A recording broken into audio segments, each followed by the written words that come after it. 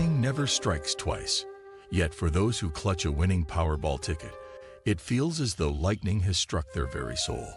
One moment they are ordinary citizens, standing in line for gas or groceries, and the next, they're catapulted into a realm of unimaginable wealth. But here's the cruel paradox. What appears to be salvation often morphs into damnation. The jackpot, shimmering like a modern-day holy grail, has become less a symbol of freedom and more an omen of downfall. What is it about sudden fortune that drags winners into chaos? Is it greed? Is it the human psyche's inability to withstand the crushing weight of overnight wealth? Or is there something darker, something almost cursed, woven into the DNA of lottery jackpots? Today, we peel back the glittering curtain and enter the labyrinth of broken dreams, bankrupt mansions, and billion-dollar regrets. The curse of sudden wealth. Researchers call it sudden wealth syndrome, a psychological state where the brain reacts to rapid riches like a body reacts to trauma. Victims describe anxiety, paranoia, even identity crisis.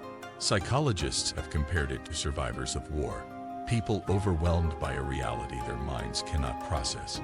Studies show that nearly 70% of lottery winners burn through their winnings within just 5 years, a staggering statistic that frames wealth not as a blessing, but as a ticking time bomb.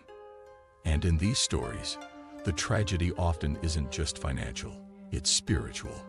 Marriages collapse, friendships fracture, family ties unravel, as if the money itself whispers, corrupting everything it touches.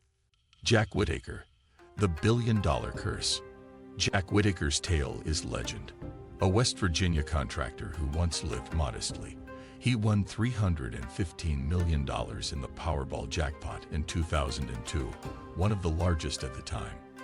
For a moment, it was the American dream in overdrive. But his life soon became a nightmare. He was robbed repeatedly. His granddaughter, to whom he was deeply devoted, fell into drugs and later died under tragic circumstances. His marriage shattered. Whittaker himself once admitted that he wished he had torn up the ticket. It wasn't just money, it was a magnet for predators. Strangers emerged, begging, threatening, and scheming. What if the lottery doesn't just test character, it destroys it? The friends that turn to vultures. For many winners, the first sign of collapse isn't their bank balance. It's the knock at their door. Old acquaintances reappear, long-lost relatives suddenly remember their blood ties, and neighbors begin whispering.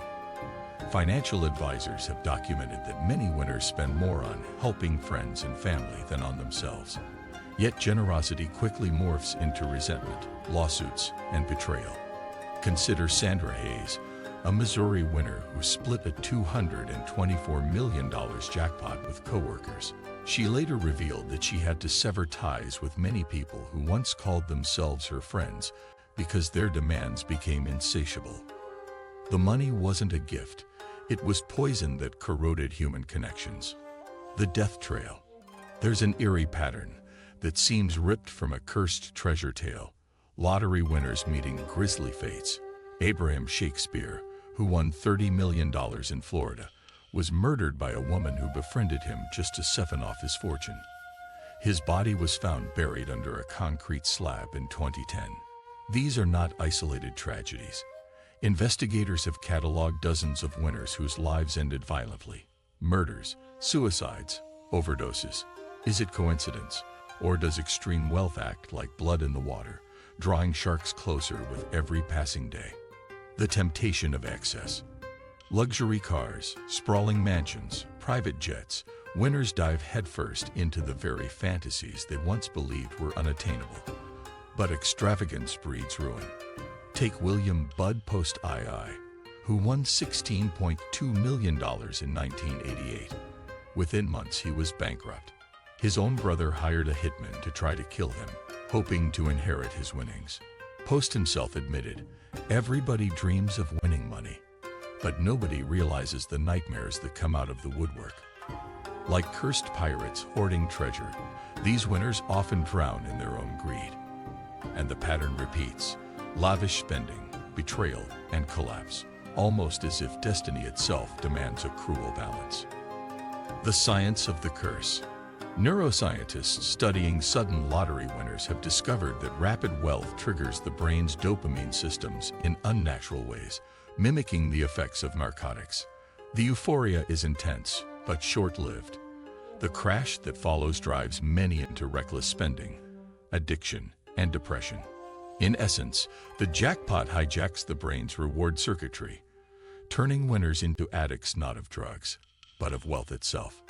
Is it any wonder, then, that their lives spiral downward, as if the win itself is a neurological trap? Millionaires who vanished. Some winners simply disappear. They retreat into private fortresses, cut off from family, vanish from public view. The case of Andrew Jack Whittaker again shows why. The dangers are so immense that anonymity becomes survival. Yet this vanishing act fuels the mystique. Where are they now? Did they truly escape the so-called curse, or are they merely hiding their collapse behind closed doors? Even today, investigative journalists struggle to track former winners.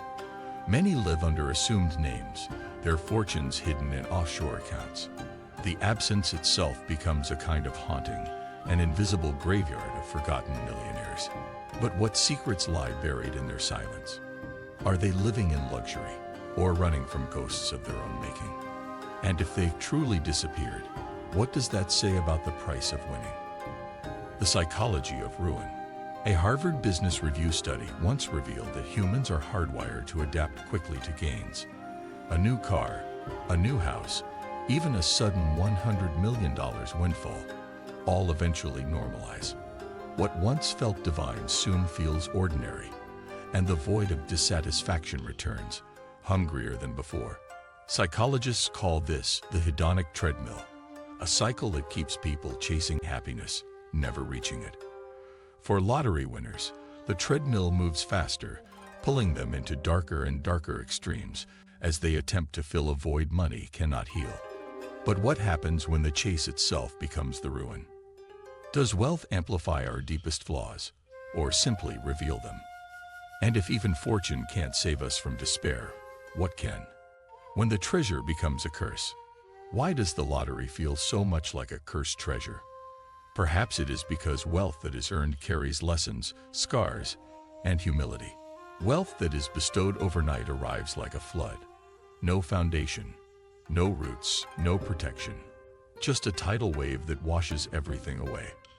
From Shakespeare's murder to Whittaker's collapse, from Post's betrayals to countless unnamed victims, the Powerball has written more tragedies than triumphs. Is the jackpot a gift of fortune, or a devil's bargain sealed in ink and numbers? The Powerball dream is eternal. Millions still line up, tickets clutched in hopeful hands, their eyes reflecting futures of yachts, mansions, and freedom. But behind the dream lies a labyrinth of broken lives, whispered betrayals, and graves marked too soon. Perhaps the greatest mystery of all is not why winners lose, but why, knowing the curse, we still chase it. Maybe we are not chasing wealth. Maybe we are chasing hope.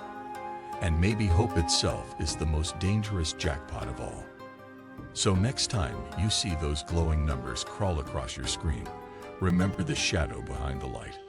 Fortune can bless, but it can also bleed. Thank you for watching.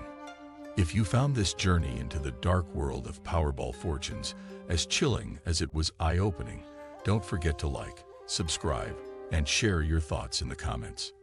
Tell us, would you dare to take the ticket, or would you walk away from the so-called curse?